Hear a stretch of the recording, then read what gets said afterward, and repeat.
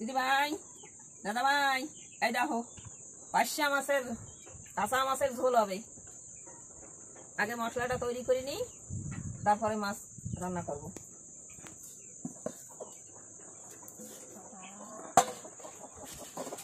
এই দেখো অল্প কটা জিরে দিছি, পোস্ত দেবো, পোস্ত। এটা পোস্ত দিলাম বাটি।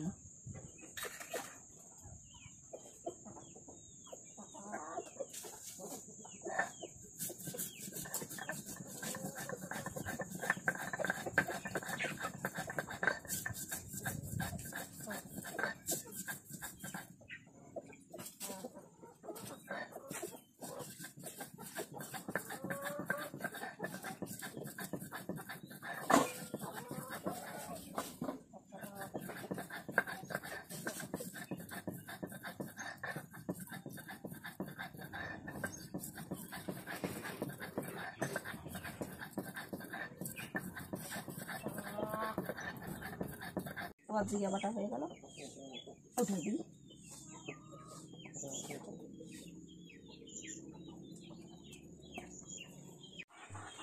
এই দেখো কাঁচা লঙ্কাও নিলাম, আর এই যে পাকা লঙ্কাও দুটো একটা নিয়েছি। বাটি নিই।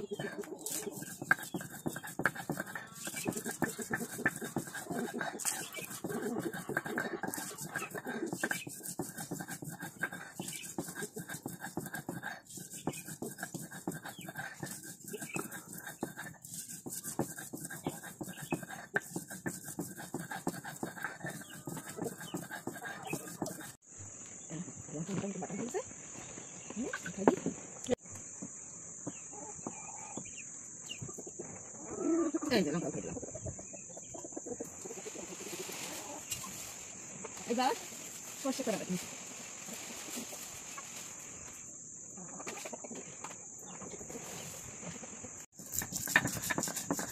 সাদা সর্ষে খাই না, কালো সর্ষেই খাই।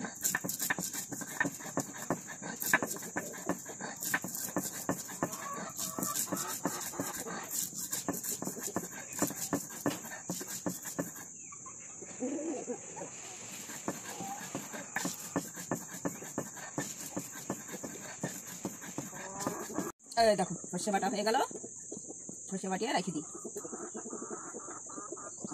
বাটা কাজ হয়ে গেল।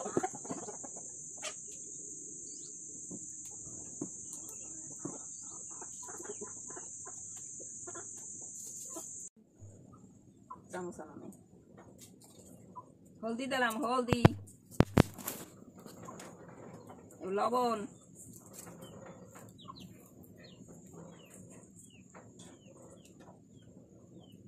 একটু তেল,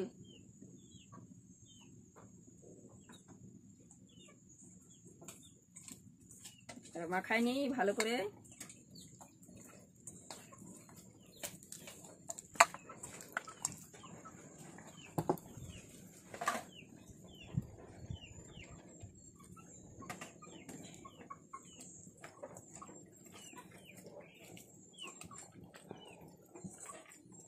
ব্যাস মাখানো হয়ে গেল।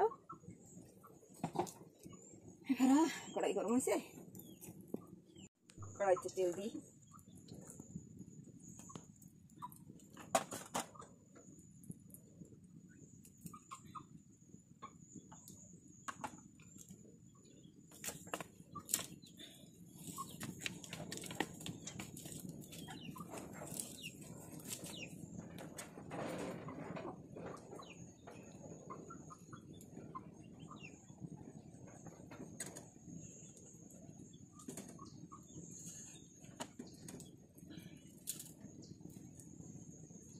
এবার কটা জিরে সম্বরা দিলাম,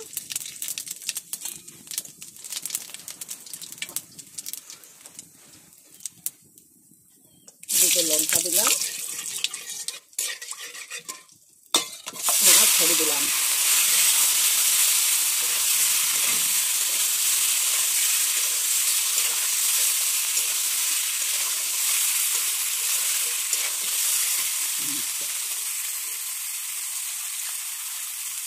এবার জল দিয়ে দিলাম, পরিমাণ মতো যেটুকু জল দরকার সেটুকু জল দিয়ে দিই।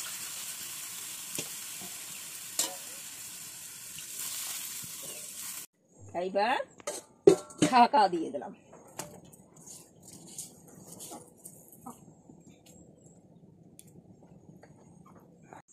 এই দেখো আমি টুকরো করে দেখি কিরকম কি হইলো।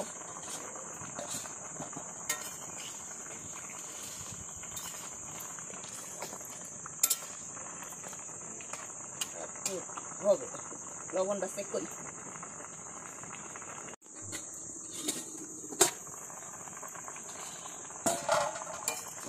এই দেখো ঝোল প্রায় কম নিয়ে আইছে, দেখেছো? দেখো এটা একটু অল্প রাখতে হবে। এখন সর্ষে বাটাটা এখন ছাড়ছি। সর্ষে বাটা আগে দিতে নাই, আগে দিলে তিতো লাগে, তাই সর্ষে বাটা। এই দেখো আমার তরকারি হয়ে গেল, এখন নামাই দেবো।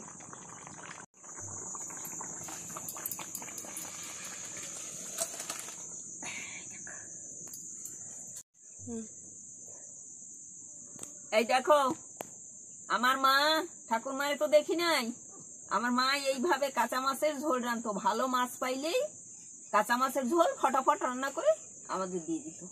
জানো এই কাঁচা মাছের ঝোল দেখ খাইয়ে কেমন লাগে, খুব ভালো লাগতো। তোমরাও রান্না করো, রান্না করে খাইয়ে আমারে জানাবা যে কিরকম লাগে। এখন আমি আসি, টাটা বাই বাই, আবার যেন দেখা পাই।